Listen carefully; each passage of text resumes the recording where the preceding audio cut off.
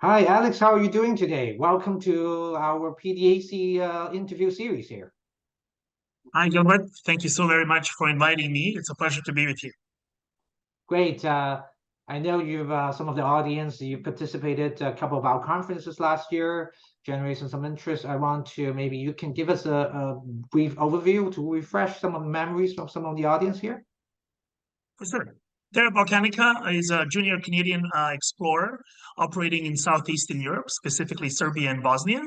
We are listed on both the Canadian Securities Exchange under the ticker Terra, as well as on the Frankfurt Stock Exchange under the ticker UB1, that's Uniform Bravo 1.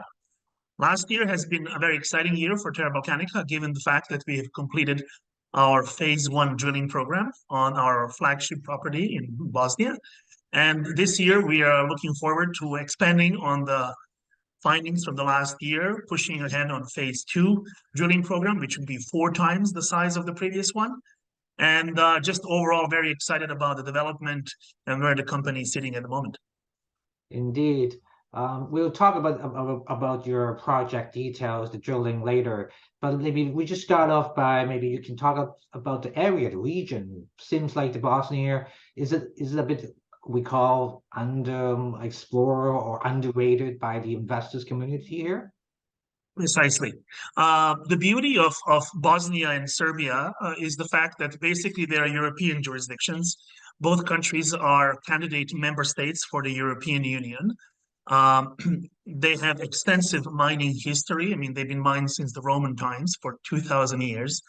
And during the communist rule of Yugoslavia, both have been extensively well mapped and scientifically well assessed or studied.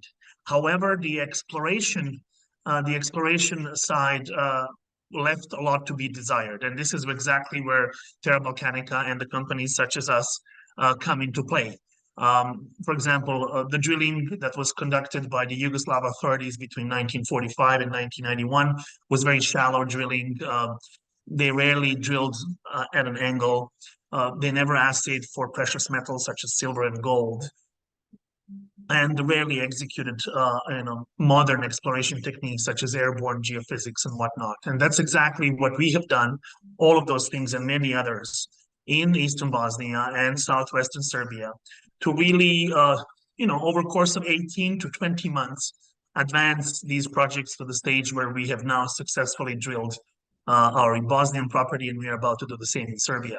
So great jurisdictions, well-established mining codes, plenty of relatively affordable workforce, very well-educated workforce.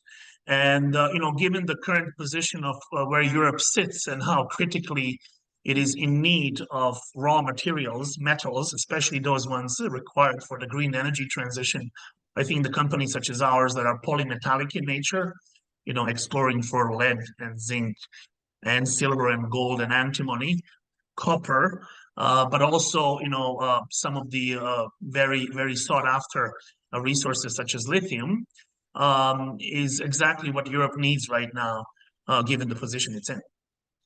Yeah, you mentioned a bit about the drilling. Let's talk about the drilling results. You had some pretty exciting results recently for your flagship project, Vilgosanic project in Bosnia. Would you like to elaborate on it? So very briefly, this is a land package of 216 square kilometers divided into 3 different license areas. All of this information obviously is available on our website, terrabresources.com. And what we have done over there, as I mentioned before, we have targeted 3 different styles of mineralization. So we have a shallow, high-grade, epithermal vein-hosted, I really call it a corridor because it's a 7.2 kilometer long target zone that contains and consists of multiple different target zones called Chumavici.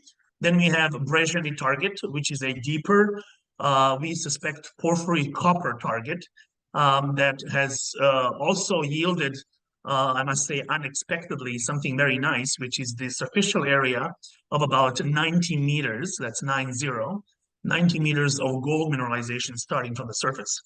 That mineralization is known as a skarn type mineralization, contained within rocks called hornfelses. and something that we did not expect is going to appear. Our ultimate target at Brezheny is still that conductor that sits at 450 meters depth. We have only scratched the surface there. We still haven't reached it, but that's going to be our primary focus in the 2023 drill program.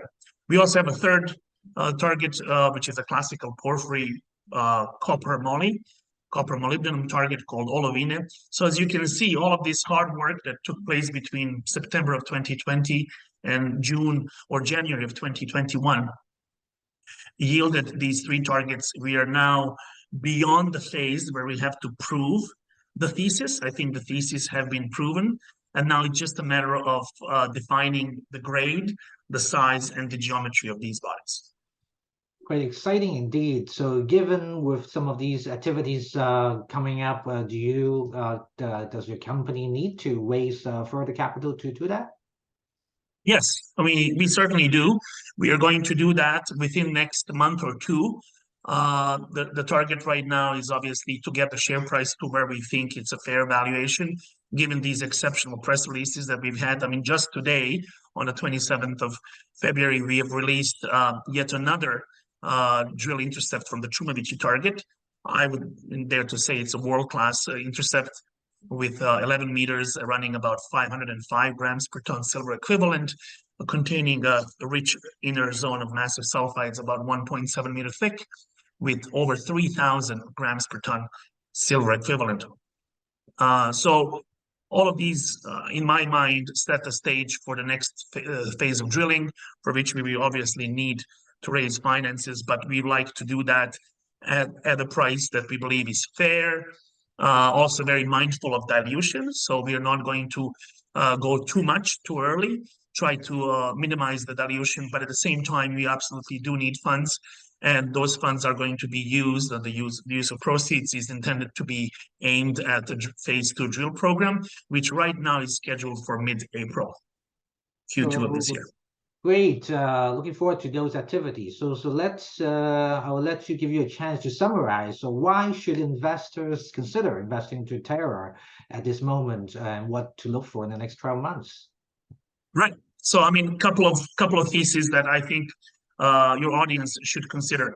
We are a European play, strategically positioned for the European markets. I mean, Terra Balcanica operates only about 700 kilometers away from the German auto factories that all need these critical metals.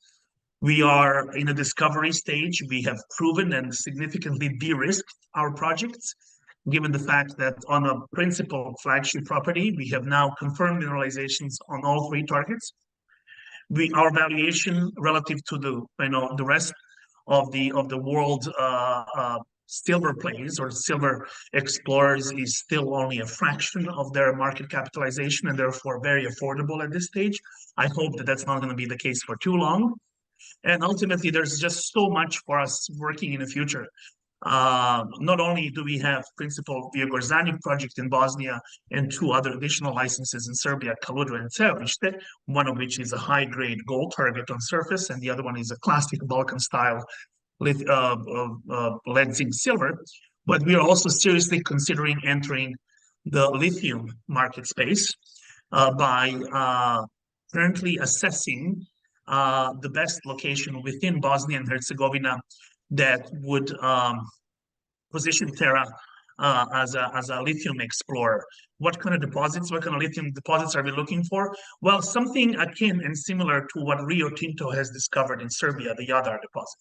So these are sediment-hosted lithium deposits where lithium is contained within these borosilicates, usually miocene basements, close to fractionated granitic complexes. And I think we have a few locations in Bosnia and Herzegovina that exactly are candidates for these kind of deposits. And we are hoping to, within next month and a half to 2 months, be in a position to acquire at least 1 or 2 licenses in the lithium space. That would truly make Terra Balcanica exposed not only to precious metal basket like silver and gold, not only to the energy critical metals such as zinc and copper, but also to very, very in-demand resource such as lithium, therefore completing the full circle of being not only multi-jurisdictional, but also truly polymetallic explorer right in the heart of Europe.